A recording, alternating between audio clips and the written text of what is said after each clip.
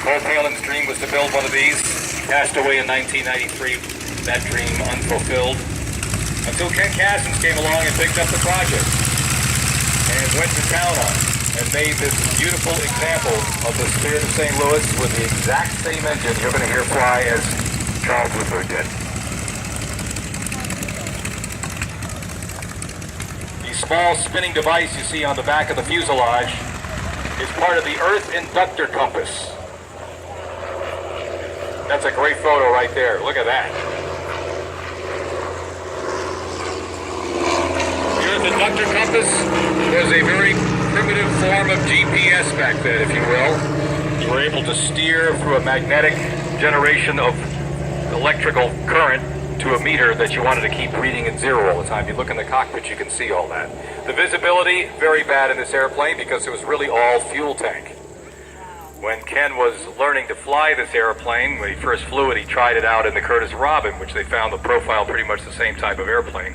And sitting in the back seat, he was able to get the same visual perspective. It's very difficult to fly something like this on this kind of a field. Again, tail skid, no brakes, as it was done in 1927. So it held about 450 gallons of fuel, about 2,700 pounds of fuel. The original airplane built in about 60 days. Ken said this took him over 6,000 man-hours back then to assemble and build this airplane. We'll get the chocks on it. Get a good run-up of this engine. Right J65. Actually just a J5. It's 200 horsepower. That was all Charles Lindbergh had. He's going to run it up, check the magnetos. Someone asked, why did he not have a window? He always kept, it was open all the time. He said because Charles Lindbergh wanted to actually feel the airplane. He wanted to be part of the airplane, so he didn't have any window. He just had an open spot. Very clean airplane, which is good. You don't want any drag. You want to use as much speed as you can, but the problem is what happens when you want to land. You better have a big open field. Here we're going to be landing downhill a little bit. Grass is short. It's like glass. It's a little tricky. But we're going to get the Spirit of St. Louis in the air. You can imagine what it was like back on May 20th, 1927 at 7:52 in the morning.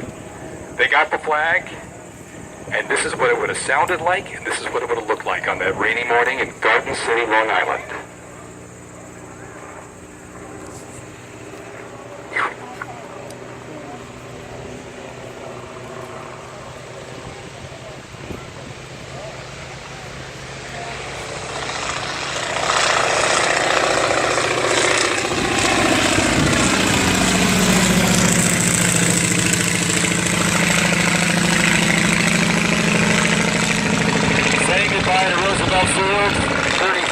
Hours later, history was made for a young lad named Charles Augustus Lindbergh, who landed at Le Bourget safely in that type of airplane.